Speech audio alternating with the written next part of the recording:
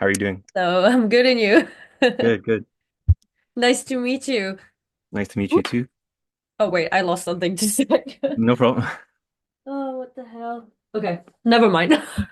Okay. This is Take so your funny. time, by the way. Like I'm not in a rush. I Yeah, yeah. already wasted your 15 minutes and I'm really sorry about that. So No, no worries. Did you really sorry. forget? No, well, yeah, okay, I did forget. Well, but I thought it was at 4 o'clock. I didn't think it was there. I Oh, completely okay, missed it. yeah. Yeah, yeah, No, my bad. that's fine. That's fine. Yeah, well, nice to meet you. So there's a lot going on. I don't know a lot about Syria. I try to read as much as I can, but Mhm, just like your Instagram says so well, you educate yourself directly from Syrian people. mhm. So yeah, maybe you can just start by presenting yourself, your name, and yeah, maybe you can tell also how you pronounce your name correctly, because I'm sure people get it wrong all the time.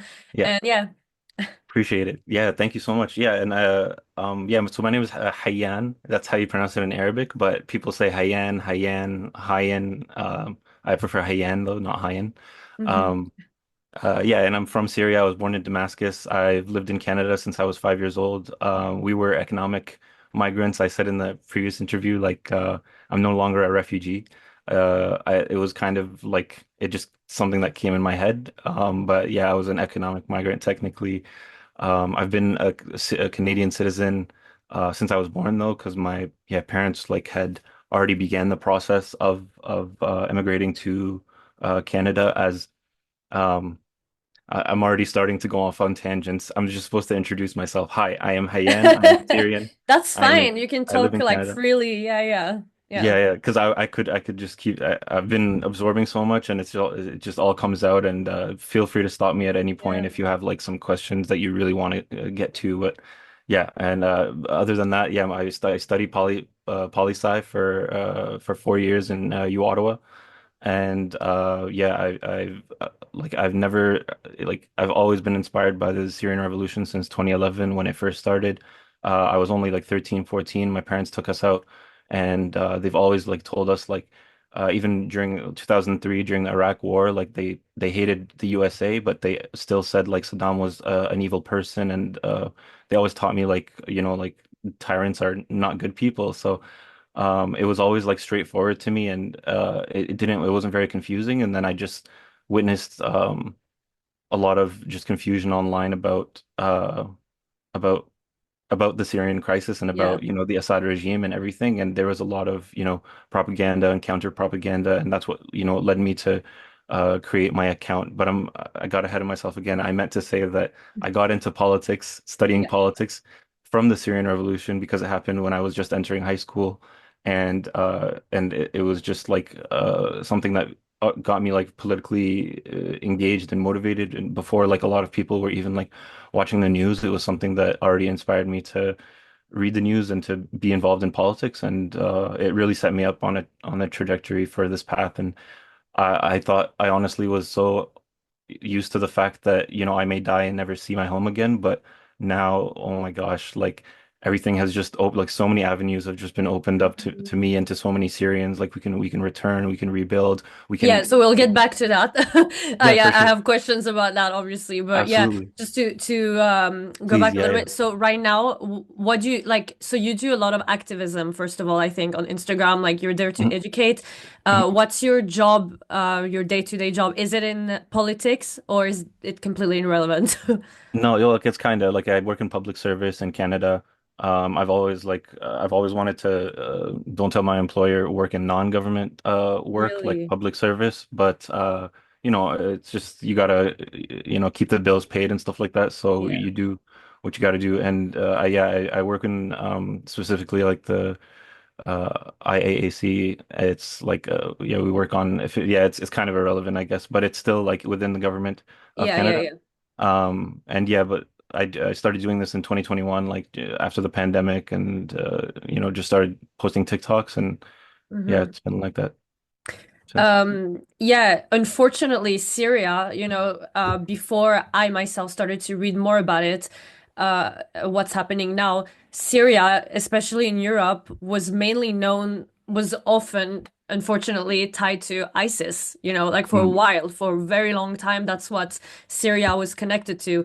And now that this happened, that Assad is no longer in power, it's like it opened up a whole new like people know a lot more, I feel, about Syria. Now we know that there are different factions. It's not just ISIS, it's also the Kurdish, there's so many things happening and there's so many layers and it's very complicated to understand everything.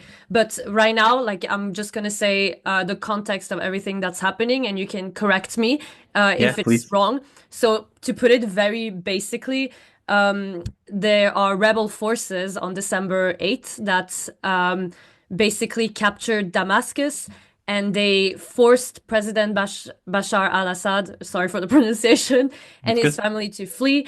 And they ended basically 6 decades of Assad family rule. Is that basically the gist of it? Like, put it very simply. Okay. Yep. Can you maybe paint a picture a little bit of what Syria was like under Assad's family's regime? What was life like? Yeah, so before the beginning of the Civil War or during the Yeah, Civil War because I too? guess there are different Assad family members maybe ruled it Yeah, so differently. So, so he came into power in like the party that Assad was in, his father came into power in 1963 through a coup. And before that, like we actually had a multi-party democracy. There was opposition parties and there was a free media. And it was like there we had a lot of coups in Syria though. There was a lot of like military coups. But at that point, like there had been a democratically elected government that was ousted by what's called the Ba'athist Party. And a few years later, Hafez, Bashar's father, would overthrow the leader of that party because he was the defense minister and he had overthrown the president. mhm, And this was in 1970. And in 1970, people were starting to see like the repressive measures of under Baathism, and they already weren't liking it. And then once the defense minister had taken over the government, like a lot of people had understood, okay, it's now going to be like a lot more repressive. And that was actually when a lot of even minorities of Syria fled. Like if you speak to longtime Syrian immigrants in diaspora, a lot of them will mention that their parents have left in the 1970s. So specifically when his father came into power. mhm, His father died in 2000. Obviously, sorry, before he died though, like he had instituted a lot of repressive measures to make sure that he could never be couped himself because Syria was so notorious for that. It was said that the media office, whoever had control of the media, could be the government because they could just say like, I have overthrown this leader, that leader. And it was like, if you got the media in Syria, like then you were in power. mhm, And so he had instituted like a sort of one-party state. He had only one state media channel that you could get your news from, and a lot of people had developed like a sense of just they because they don't know what they don't know. They just believe in like a channel, the state media channel, and so mhm, some of them, like a lot of people who maybe benefited, like if they were in the upper class, like if they benefited from the rise of Hafez, like just went along with it. But many people initially resisted, and it culminated in a rebellion in 1982 that was suppressed brutally by Hafez al-Assad in 1982 in February, where he basically the city of Hama was completely destroyed, and soldiers went door to door, arresting and like taking any civilian from the neighborhoods of the ones protesting, whether they were involved or not. And anyone from the city of Hama, if you speak to them, like they have a relative or someone that was infected by this massacre. mhm, It's estimated that it was at least at the very least 40,000 people that were killed within I think a span of 2 weeks. mhm, And so that's what he's most known for. But obviously the secret police is and the way that he made Syria into sort of a North Korea of the Middle East. Like it turned into a hermit kingdom. Nobody was allowed freedom of movement even within the country, but getting out of the country was also difficult.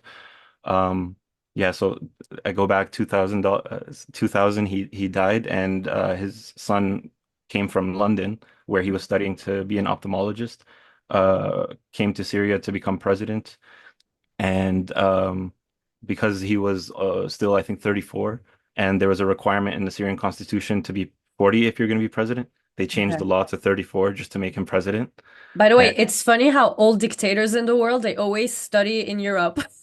Like yeah, We in No, for Switzerland sure. we had the North Korean dictator, so yeah, it's funny. But yeah, go ahead. Yeah, yeah. A lot of people like I don't know, they take advantage of a lot of like freedoms that Yeah, exist in Europe, and then they just go back and they repress their own people. It's horrific. completely.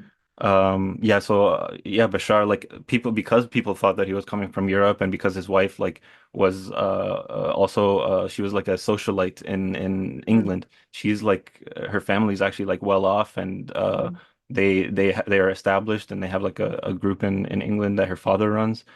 We thought like maybe they would be more moderate, they'd be more easier to reform and stuff like that. And so there was a few instances of more not uprisings, but it was called the Damascus Spring. It was literally like people hosting events where they just would discuss like just general politics, not even outright opposed the regime.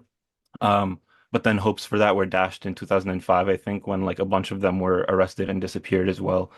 And then leading up to 2011, like there was just instances like you could look up Tal al-Malouh, Tal Malouh, and she was considered one of the youngest prisoners of conscience in the Arab world. And she was arrested, I think, at 19 years old for writing poetry and having a blog that just, she didn't even speak about Syria, from what I understood. She literally had spoken about Palestine and Israel, and that led her to get arrested.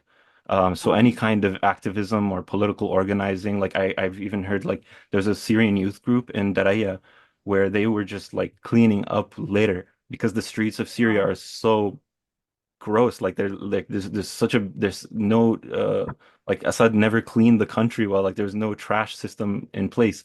And Okay. so people just decided to clean up their own streets, and they were arrested for that too. And a lot Wow. of them went on to never come out of prison. And like we're seeing like stories come out of people coming out of prison now that were arrested back then, and the stories coming out are like endless different stories coming out. So life was basically not, to put it quite like simply, life was not good in Syria under President Assad at all. If you there's people that will argue that, and the same way in every authoritarian country, you make a bargain where you Yeah. say, okay, I give up my political and civil rights of Mhm. dissenting against the government, Yeah. and I can maybe climb up the career ladder if I Yeah. if I kiss the ring, or if I pledge loyalty, or if I, like my mom, for example, she's Muslim, and she usually, like, it's kind of culture, like after you get married, to wear the hijab. She Hmm. delayed that even though she really wanted to, because she knew that the Baathist party is like they present themselves as kind of secular, Hmm. and like they kind of judge people who are more conservative, or Okay. are Muslim. And so she didn't wear it for a long time until she wore it when she came to Canada. Like, think about Oh, that. Like yeah. A Muslim woman couldn't wear it in her own country because she felt more pressured not to Wow. wear it. And so, um, yeah, where was I going with that? No, yeah, that's basically some people would argue that Right. life was relatively okay, but for, If I guess, the if common you make population, it was personal not. Yeah. compromises, yeah, Yeah. exactly. Yeah, Yeah. Well, yeah, that's very, I mean, yeah, it sounds like a typical dictatorship. exactly, Yeah. absolutely. And so, okay, so now we can fast forward a little bit. We could say, a humanitarian crisis right now in Syria. There's Israel bombing Syria more and more. You would think that Syria now is free, but it's not totally free. Um, could you maybe explain, like, do you have family in Syria, by the way, still, or is everybody like, Yeah, I how have are some they family. doing? Yeah, I have some family in Damascus, and they're like the whole Syrian society is under post-trauma right now. Like they're still coming out from the under the boot of being under a police state, and having, like, because we have a saying where the walls have ears. We Hmm. never speak about politics. We never speak about anything. And so even feeling joy in Assad fleeing, they're still like hesitant to speak out because they don't know what's going to come next, who's going to replace him, like if maybe like the Mukhabarat, which is like the secret police, if they're going to come back, if they're, and so after 60 years, like there's going to be some post-trauma, and some it's going to be hard to kind of like learn to use our freedom, our newfound freedom. But as for foreign intervention and invasion, right now we still have Golan in the south, which was already occupied by Israel, by the way. Yeah. Yeah. By international law, this is Syrian land that was already formally annexed in 1981 by Israel, Hmm. under the oversight of the Assad regime, Yeah. which never shot a single bullet on Golan in its entire 60-year history. Um, sorry, until 1970, since 1974, the agreement on disengagement, which was a ceasefire following the Yom Kippur War. Hafez al-Assad signed what is known as the longest Arab-Israeli ceasefire agreement, Hmm. and Netanyahu unilaterally decided a few days ago, I don't know the exact date, that that is now null and void because Hmm. Assad is gone, and they didn't wait to negotiate, they didn't wait for a transitional government. They went ahead and invaded, and to further increase the size of their buffer, basically between Syria and Israel, and Hmm. they're going to probably promote settlers there. And then on the east we have oh yeah, and yeah, they bombed like 300. They sent 300 bombs into Syria and targeting Yeah, and any. by the way, for that, so basically Israel, their excuse for bombing Syria is that they want to destroy the rest of the Syrian army. That's basically what they said. Like take all the weapons. They're doing it basically for you guys. That's what basically Oh no, the no, it's not the for. I mean, well, I mean that's well, what they say, or isn't that right, basically right, like right. they're doing it like to help in general, like because I've seen They some will crazy always spin it Zionist in a things benevolent that way. Yeah, they yeah. will always spin whatever they're doing to have some sort of benevolent like meaning behind it. Even Yeah. right now, they're saying that they're like I think they're floating this idea of a goal of like a Druze state in South that they just want to protect the Druze, which Yeah. have Oh, stood they always against. use the Druze. They love the Druze for that. Exactly. Yeah, they So always so do. yeah, so like and the Druze were protesting against Assad and have never like I've never seen an Israeli flag at any of those protests, but I've Yeah. seen our Syrian green flag flown at those protests all the time, right Yeah. beside the Druze flag. Yeah. There is no popular sentiment that we want to be occupied by Israel. No part of Syria has that sentiment, Yeah. but Yeah. Yeah. they're gonna spread it. They're gonna like they're definitely and right now like you can check out EEKAD. They put out an analysis of online activity, and they've noticed the most significant spreading of misinformation online right now is coming Yeah. from specifically Israel, Russia, and Iran. And Hmm. so all of these narratives are meant to benefit them in one way or another. And so so when they said that they were destroying the Syrian army, there was no like they had surrendered. The Syrian army Yeah. surrendered. We had Yeah. defeated them and Syria was conquered. Like those weapons could have become in the hands of a new Syrian transitional government. Like right now we're kind of working on recovering and rebuilding. We're not thinking about invading Israel, but we were definitely going to have a policy of denouncing Israel and resisting them and Hmm. like trying to help our brothers in Palestine who like many of us consider ourselves as one nation like that was divided up by the Sykes-Picot and Balfour Declaration. We don't Hmm. consider ourselves as different nations, right? And not because we're Arab, by the way. It's not a pan-Arab ideology. We are specifically the Levantine people Yeah. who have, Which would be fine too. I mean, still that would be okay. I Pan-Arabism mean, has been tried, and it's literally what brought us Baathism. So I will yeah. never support something like that again. Like Okay. I'm Okay. very, you know what I mean? Like it brought a lot of authoritarianism into the country too. Okay. Yeah. And I Yeah. think the Levant is a more natural community Yeah. that like if you speak to people from Lebanon, Jordan, Palestine, they will all say like the Levant is a united family, you know. Yeah. And so there's no doubt in my mind that whatever government comes after this one will not be friendly with Israel and Yeah. like there's protests in Damascus right now uh against any kind of normalization, and they're raising the flag of Palestine. And so the Syrians, it's like citizens, like we can protest now. We can Yeah. resist our own government's decision. We're not beholden to like a ceasefire agreement that was signed in 1974 without our approval, when like Assad sold out the Golan Heights to basically stay in power. Hmm. And you'll notice like before the recent operation, Israel only ever really attacked Iranian and Hezbollah assets. It preserved Assad. It preserved him because he was killing us. He did the work of of like containing any kind of resistance that could come out of Syria. Yeah. They were just worried about Iran setting up bases or Hezbollah setting up bases in Syria.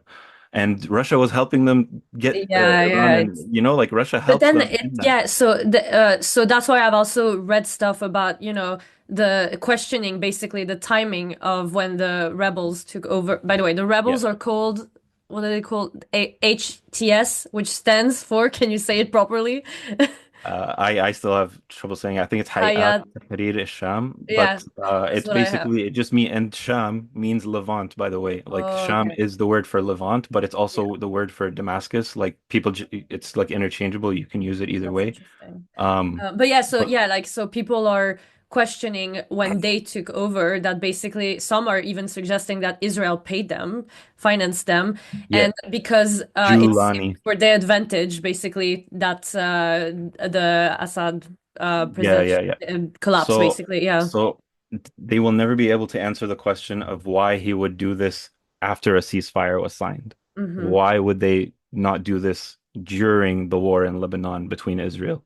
Like, Yeah. why would they wait until there is a cessation of hostilities so that Hezbollah could recover, come to Syria and fight us? It makes no sense. Hmm. The idea that um, Israel has supported our revolution has always been floated around. Um, it was speculated and then confirmed in 2017 that they supported southern rebels along their border, specifically to fight ISIS, not even to fight Assad. Um, and they helped them with airstrikes against ISIS too. And so that the reason it was revealed in 2017 when it came out was because it was over. They could declassify it now. So the reason, like, there's likely any kind of cooperation we'll only find out in the future, and anyone saying it now for certain is probably someone that's that has an agenda to say it, or definitely can't prove it. And they have like they've always wanted it to be true. You know what I mean? Like it's no surprise to me that right now, after Assad is gone, that they're kind of throwing around every kind of talking point and seeing what sticks, because Hmm. that's what they did in 2011, and that's what they did after every chemical attack. Like you would hear a bunch of different talking points of no, that was this, it was this, it was that, Yeah. and eventually the truth came out. So I'm never gonna say that Israel is not in any way involved. I'm always going to say you have no evidence, and if Hmm. you if anyone ever says it 100%, they're lying. They have no Yeah. evidence. Yeah. Like the like their unilateral action to establish a buffer zone is also, a sign that they not necessarily fear that we're just going to invade right now, but they knew that Assad presented a relative safety and security for them, and they know that that's gone now. And Hmm. this is what people who are talking about rebels being allied with Israel never talk about, was that Yeah. why did Assad preserve the Israeli occupied Golan without ever trying to reclaim it for so long? You Hmm. know what I mean? And Yeah. so in Israel, like in the Arab world, saying you're allied with Israel is like calling you, Yeah. a predator or something. Yeah. It's like the The most worst. damnable accusation, right? Yeah. So Yeah. it's obviously going to be something that's thrown around all the time. Yeah. Yeah. Um, what was it? Oh yeah. Would you say, what do you think about the comparison between the rebels and Palestine's Hamas? Is that something that's comparable at all or not? In terms of their links and ties, I don't know about them. Like again, like these things like are More like the usually. movement of freedom, then I guess, like the Yeah, liberation any movement coming out of the Arab world is going to have Islamist roots. Just like any soldier fighting for like Ukraine maybe is wearing a cross around their neck right Yeah. now. Yeah. No one goes to battle without like some sense of faith. Yeah. Even if they're atheist, like they're gonna have something to hold on to. Like, Yeah. like in the Yeah. 12-step program, they say to have a higher power. Yeah. Everyone considers some sort of higher power in their Yeah. life that they look up to, and Islam is just the majority of Syria. Like, Hmm. and so any movement, even someone that's secular has to kind of give platitudes and say stuff about Islam and Hmm. Allah and this and that to present themselves to Muslim majority nations as Hmm. someone who is on their side, is on their team, because we all like there's also this sense that because France imposed secularism on Syria, they like Yeah. so we have this idea that secularism is the same as like what China is doing to Uyghurs right now. Yeah. You know what I mean? This is Yeah. what we think. We think it's anti-theism and state Yeah. Yeah. atheism. You know what I mean? Yeah. So there's a fear of that as well, which is never discussed in media. Like it's always Yeah. discussed as, why aren't the rebels like moderate enough for us, like for our European standards that we think Yeah. should be acceptable, you Yeah. know, where many Syrians, even minorities, they use the word Allah too, like God, it just means the word God. Hmm. And Allahu Akbar, like that's a celebration that many Arabs say too. Anyone that believes in God will repeat it. Hmm. Um, So you and would yeah, say it's comparable then, like I mean, the motives and everything. They're in that not just sense that they're terrorists. They're, Islamic, in the yeah, sense that they're like Muslim, yeah, yeah, of course, like any yeah, movement in the Arab world is gonna have Muslim tendencies, yeah. in the sense that they are like suicide bombing or That's something. what I mean. Yeah. Um, Because Hamas, we've seen they're not just terrorists. They are freedom fighter. Like well, well, that's yeah, how I would like to see a lot of like like I don't prescribe to the whole like they're just terrorists because the right, Western media says that. So I would like to right, see a little bit like is that the same here, or are they're not just ISIS, for example. Would you right. say they're more like Hamas, like they're freedom fighter, or do you think they're I just see what you terrorists? mean. I see what you mean. I see what you mean. Yeah, Like, I mean, one man's terrorist is always going to be another man's freedom fighter. there you And go. like non-state actors, because they don't have a country, they're not called an army. And armies are allowed to commit as much terror as they want as long as they're called an army. Whereas a non-state armed group just gets labeled a terror group, Yeah, even if they're the like doing the just stuff and they're resisting an army that's definitely like enacting state terror. yeah. So yeah, obviously we should always be mindful of that accusation. And I know that a lot of it is just because they're Muslim that they consider that, oh, these guys are like extremist radicals or something. Yeah, because they have ISIS in their mind, and like ISIS was, Exactly. like they were terrorists. I mean, Yeah. that's what they were, and Yeah. also many of them were not even Syrian. So yeah, Yeah, yeah. No, exactly. And so, yeah, the idea that HTS can be comparable to Hamas, like in the sense that there is a just cause that hmm they're associated with that we should support, even if hmm we definitely don't subscribe to the same belief Yeah, system, yeah, yeah. Of or, course. or we're critical about the group itself. That's at the main front of it, Yeah. but we know like principally who is the underdog and who hmm is the oppressor in the situation, Yes. Yeah. you know? Yeah. And so right now, Syria is divided into different factions. You have the HTS, you have the Kurdish forces, and you have foreign influences like the ones you said, Russia, but also Turkey, and you have some Assad supporters. So, like, who's in power? Who's in charge of Syria right now? Yeah, so uh, where to start? Or is it just all these factions? Like every region has a different No, faction, no. or So I think the HTS right now is actually like it's been like I was skeptical of them, and before this operation, there was protests against them in Idlib where they were held up for like the last 5 or 6 years while there was a Mhm. ceasefire. So even that location was protesting against them. We're not happy that it's them that is leading this, but a lot of rebels from, FSA, like that had long gone defunct, came back just to fight with them because they supported like one of the biggest criticisms of HTS was also that they seemed to be collaborating with Assad because they wouldn't let us Mm, open up the front and go fight for our cities, like to return home.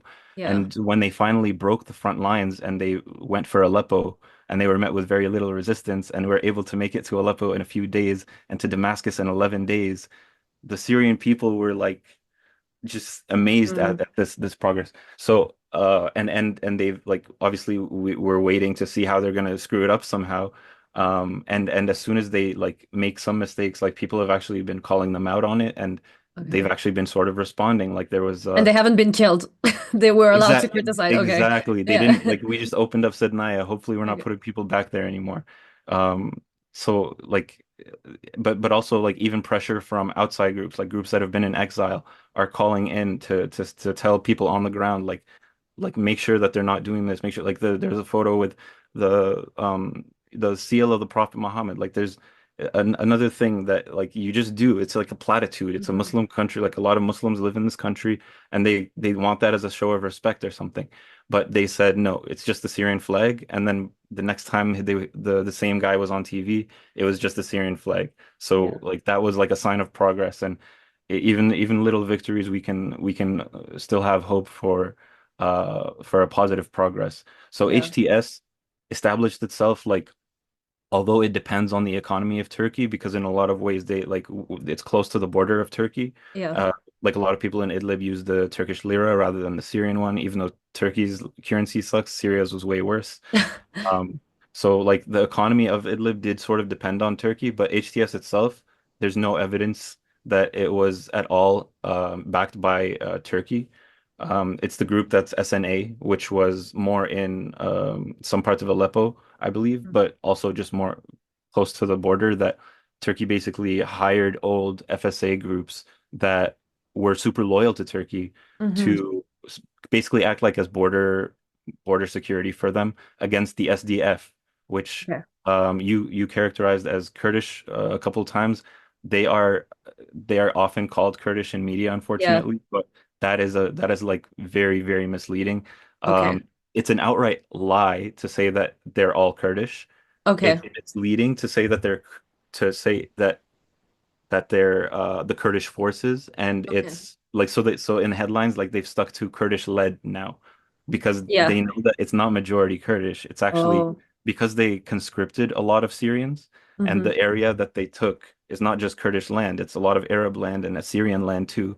They picked out from the population, and a sample of that population is inevitably represented in the demographics of that armed group. And so the majority are Arabs because about 70% of the land that SDF occupies is Arab land. Okay. Um, because Kurdish cities are like scattered, right? Yeah. To be able to connect them, you're taking over cities that are not Kurdish. Yeah. Yeah. Yeah. And so the reason they call them Kurdish led is because it was began by a party called the PYD, which is basically the Syrian political offshoot of a party called the PKK in Turkey, who survived after their leader Öcalan was he collaborated with Hafez al-Assad. He trained with Hezbollah in the Lebanese Bekaa Valley when it was occupied by Syria under Hmm. the purview of Hafez al-Assad, and then he stayed in hiding in Syria until like so that Hafez could leverage negotiations with Turkey.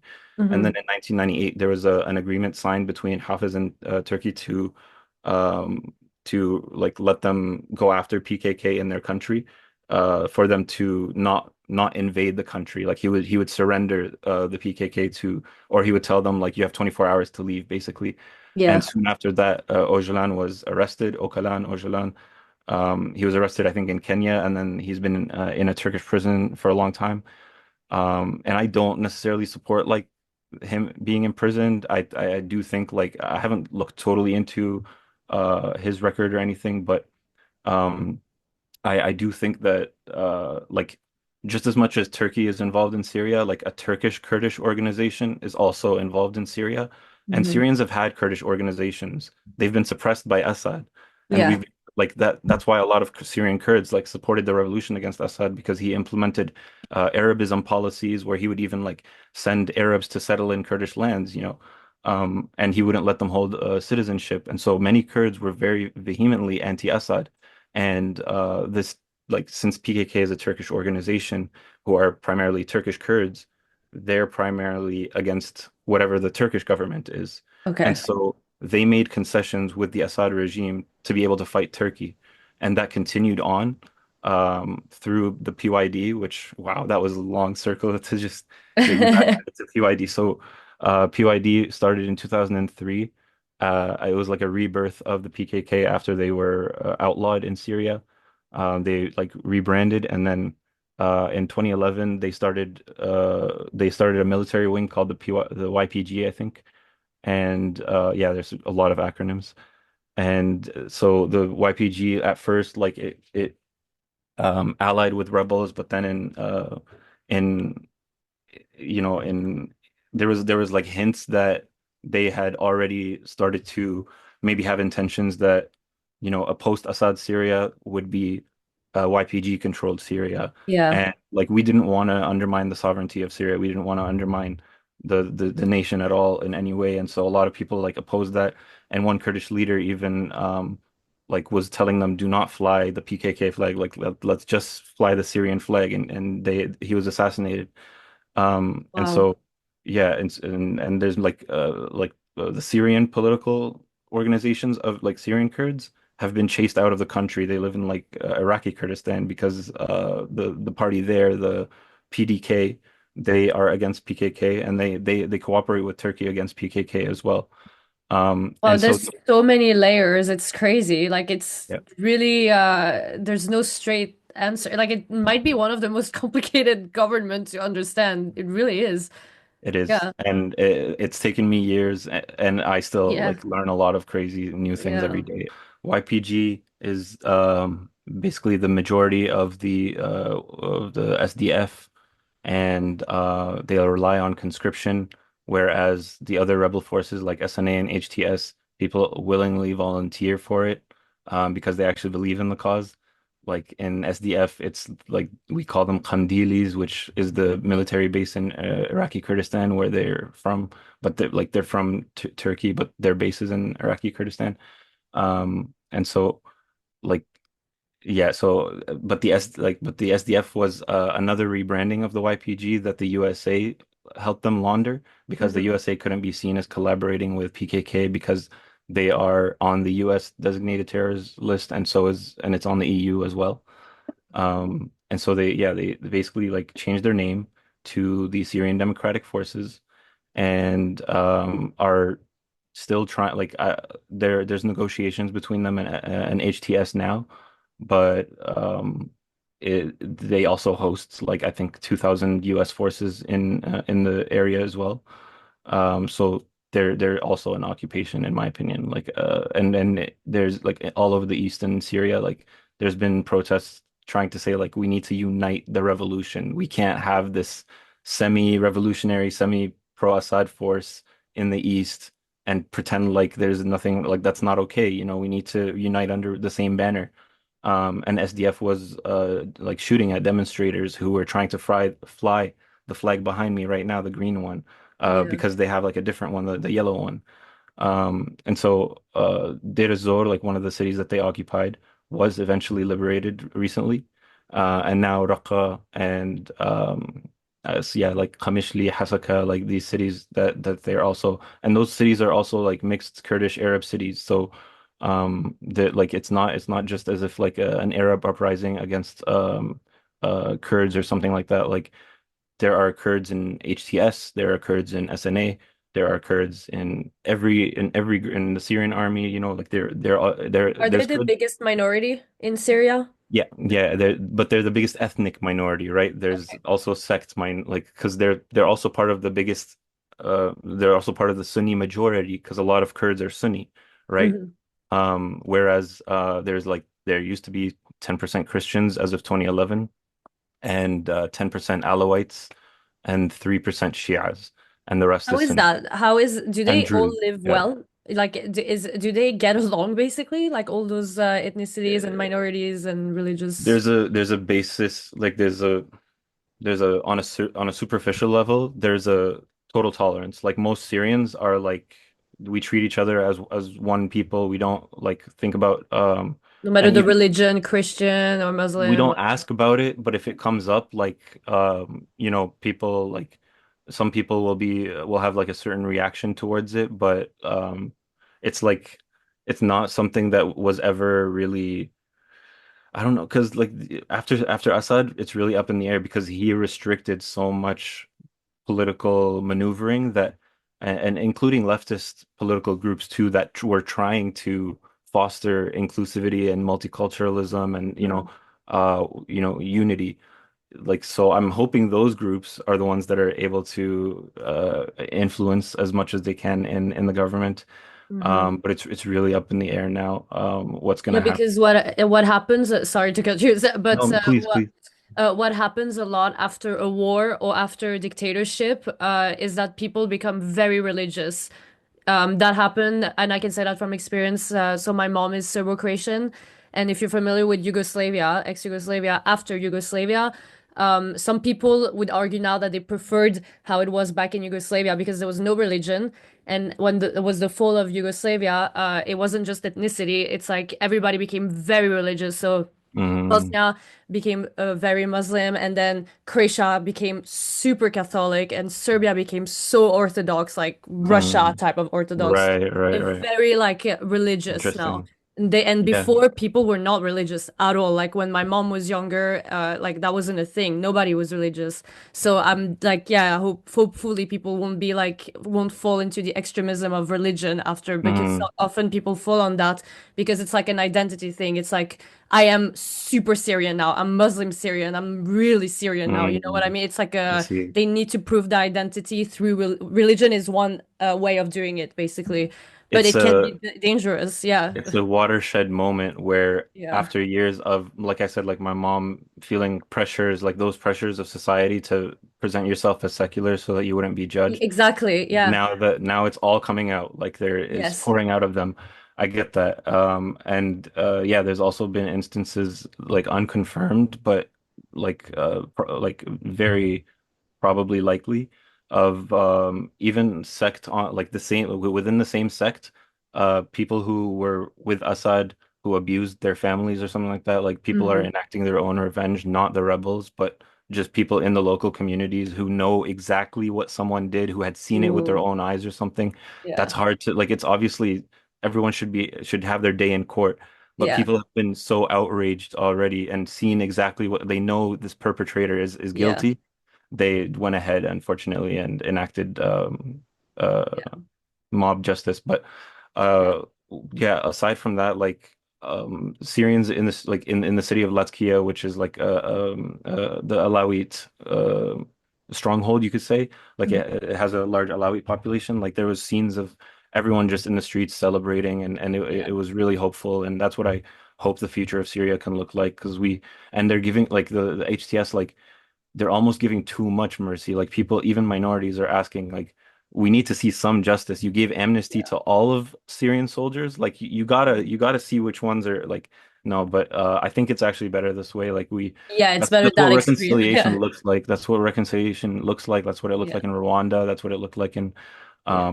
South Africa. Like So it's we possible that everybody, all groups, basically they have a coalition and they all unite for I really one hope big so. And democracy. Yeah. I really hope so. And it was looking promising. Like I thought we would have a harder time getting Latakia to disarm, but from Mhm. what I understand, like they surrendered and they said, okay, like you won. Assad is gone. And the SDF is the only holdout, which I never would have expected the SDF to hold out longer than Assad pro-Assad like regime friendly areas, you So know? you said they are not actually Kurdish led. So who leads the SDF? Yeah, so the SDF leaders are usually Kurdish, but Okay. the Okay. the like the like I said, they rely on conscripts. Okay. No, Yes. Oh yeah. and I Yeah. said that yeah, and I said that Kurdish led is what they went with because Yeah. saying Yes. Kurdish forces is a Okay. lie, Okay. right? Yeah, yeah. So it's led by Kurds, Yeah. but it's like a Turkish Kurdish movement that's conscripting Syrian children and Yeah. Yeah. adults Yeah. Are into their they the forces. most likely to basically take over Syria if we have to just think realistically or not? And if US wanted to, it could split up Syria like it did with Iraq. Like Mm, northern yeah. Iraq is kind of an autonomous Kurdish state now, Yeah. and the rest of Syria got kind of left behind. Sorry, the rest of Iraq got kind of left behind. If the USA wanted to, it could do that exact same thing in Syria, and we're trying. Like we're hopefully resisting that outcome. We want a united Syria. In fact, we want all of Levant to be like free Yeah. to have like freedom of movement. So we're not looking to divide it anymore, you know. Yeah. And Oh, I and really now you have the extra worry of Israel that's potentially colonizing a part of Syria. Well, already kind of. yeah. Yeah. And but the thing I want to like warn people about the narrative of greater Israel is that there's there's a lot of people who are on the like everyone can agree like Israel is an apartheid state. It's committing Hmm. genocide against Palestinians. It's discriminating against Arabs within its own city. Like all of Yes. that is out of the question to me. Yes. Um, and the people that use Israel as a means of achieving their own political agenda within Arab countries, specifically Iran, like let's just be honest, was calling us the rebels Zionists and saying that fighting us was fighting Israel. So Wow. calling like so this is a very warped idea of anti-Zionism, of calling actual Syrian human beings who just wanted to return to their homes Hmm. Zionists and saying that this is fighting Israel. So the the ideology of Iran, like their their actions in the Middle East present just as much, if not more, or at least used to now that they're completely like dismembered in Syria, presented to us a greater threat than Greater Israel because Israel had been occupying the Golan for 60 years under Assad. Iran was in our homes in Homs, in Hama, in like Ladia, in Damascus, where I'm from. Like they built a whole like a whole little like village in the south of Syria, which was already a majority Shia town, but they Hmm. had like just displaced so many Sunnis and were bussing in like settlers from Pakistan, Afghanistan, like and that they've also fought in Shiite militia groups against rebels. And so how is like I'm not saying like Iran is like trying to um do a Zionism but with Shiaism, but I Yeah. think that it's very comparable the way that settlers sponsored by Iran were replacing Sunni Syrians Yeah. in multiple cities, and the people who are talking to us now about a greater Israel never brought up this Shia crescent, Yeah. which you can look up, by the way. It's actually a policy of Iran, which seeks to unite like a crescent across the Middle East Yeah. to reinforce its ability to influence politics in any of these countries Yeah. and to counter the Gulf's Sunni influence. Why does everybody want to occupy Syria? It's just crazy. Like you guys can never be left alone ever. It's crazy. Every country in the Every region has hands all over it. Like from you can't be Russia to free US from to like it's yeah. crazy. What it like Yeah. why? because Why? it's because it's never been like fully secured and everyone and like I swear these people are like vultures. They see prey. They don't see people. They see prey. They just want to Yeah. take what they can get out of it. Like It's they strategically placed too, I guess. Like geographically, it's very well strategically yeah, placed. yeah, for Yeah. sure. It's kind of in the center of a lot of things. Like Yeah. it was the crossroads of the Silk Road, they called it. Yeah. Yeah. Yeah. But now that's for now it's free. Technically, will you go back to Syria? Yeah, if I could, like, I already had people saying like, get out of Canada. You know, if I could get them to fund my trip, I would love to right now. But Yeah. I'm saving up. Hopefully, I'll be able to in the summer. And like Can you now, fly? Is it free? Like, can you literally, are they, I is think it, the airports are still closed. You okay. can probably fly to Turkey or Lebanon or Okay. Jordan and cross into the border. So that's Okay. what you'd have to do. And then, but like, I'm actively looking for career opportunities in Syria now, whereas before that was just the whole Out of the Syrian picture. country was just completely off limits. I wanted to do NGO work so that I could maybe Yeah. work in the along the border of Turkey so that I could maybe Yeah. sometimes visit Syria just in my lifetime. Yeah. Like Now a I get to actually like translator. Yeah. yeah, yeah. Now I actually get to go into my own home city of Damascus Uh, and like clean up and organize with like a local community and try to open up like services for because apparently there's so much poverty now. Like it's mhm. unbelievable. Like there's beggars all over the streets and we have to look after our people now. It's not Yeah. there's so many And pri that's and I'm not another even thing. Yeah. yeah. There's a humanitarian crisis. So Oh yeah. why are there so many displaced people? Who displaced them? Yeah, the Iranian occupation basically, like when Iran and Hezbollah came to, because Assad's army was experiencing a lot of defections, and to Hmm. replace those people, he called in Iran. The first ones were Hezbollah, and they like came into because a lot of people from Lebanon, like they're also like in Tripoli, especially like northern Lebanon, they're very close to a lot of Syrian cities. A lot of them have families that are Syrian and vice versa, and so they a lot of them actually came to fight with rebels too. But then the counter-revolution came when Assad invited people from southern Lebanon, which is where the Hezbollah base is, Hmm. to come up to Syria and defend him. So Syria's civil war led to one of the biggest refugee crises Yeah. in like since the World War II. And like much of that was from intensive bombing campaigns from Assad and Russia. The times that USA did do a lot of bombing was in Deir ez-Zor, and that was when SDF was given Mhm. the transponders to be able to give the USA coordinates to attack ISIS, right? So like they were supposed to be on the ground, being able to see ISIS and just send the coordinates and get them to bomb them. They used that to a fault. Like they abused Wow. that power. And like there was reports that, Arabs were told to leave their homes now, or else they would send them coordinates. You know what I mean? Yeah. There was an intensive anti-ISIS bombing campaign in and around Deir ez-Zor and a little bit in Aleppo by the US. But Yeah. for the most part, Russia and Assad absolutely destroyed like so many Syrian cities under the guise of, oh, it's ISIS, it's Al-Qaeda, it's ISIS, it's Al-Qaeda, it's Hmm. Zionists backed ISIS, Al-Qaeda. You Hmm. know, I think 11 million like fled Syria itself, and then 5 million were still left in Idlib as like a little enclave of internally displaced people. Yeah. And now all of them get to just like go back to their Yeah. villages And and have. reconstruct. Yeah. Are there already, do you know if there's already places that are being reconstructed right now and people who are already, do you know people who like friends or something who have already gone back to Syria or?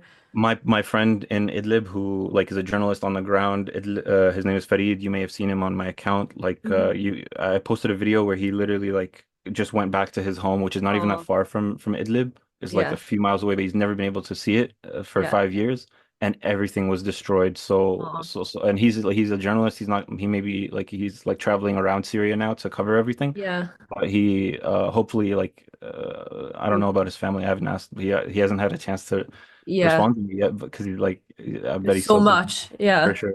Oh, But I yeah. but I did see like a video of some guys like yeah like starting to construct like their old home where they used to live in. I think it was Hama City. But I'm sure we'll see like way more of that coming, and especially Yeah. people traveling back like Yeah.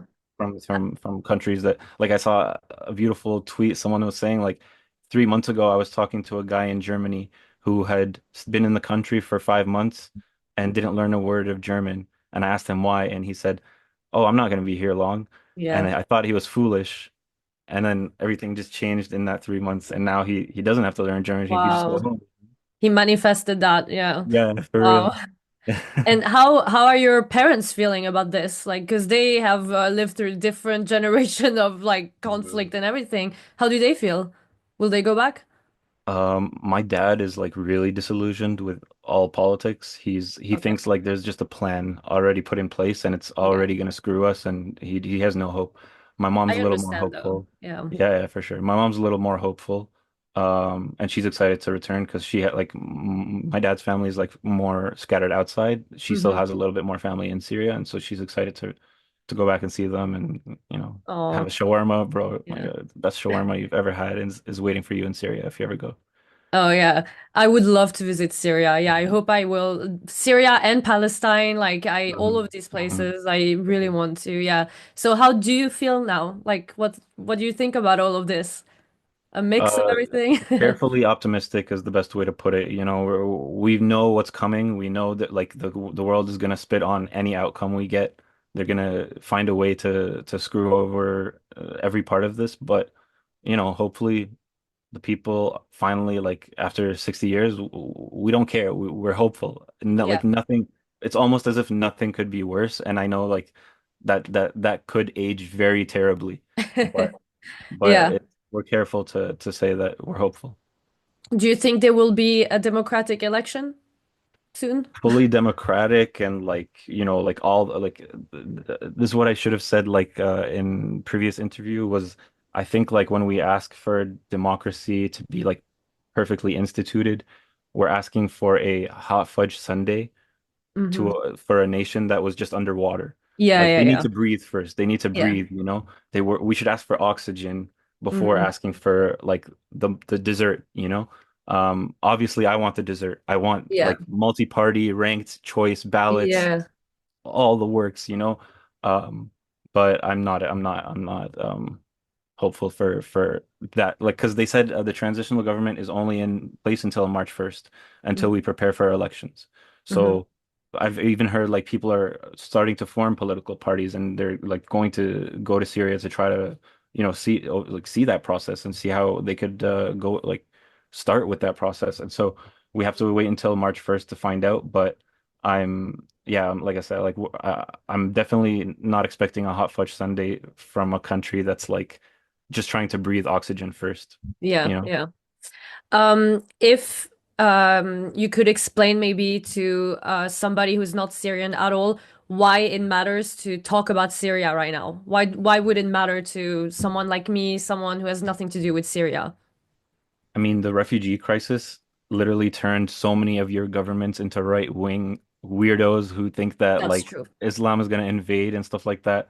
That's true. I didn't, I had no idea Syria could influence the world at all. But our refugee crisis made so many people into like That's true. fanatics, and it's going to be interesting to see. Like, I don't know, maybe maybe I don't know. I think of free Syria is going to be a great gift to the world. Like, you know.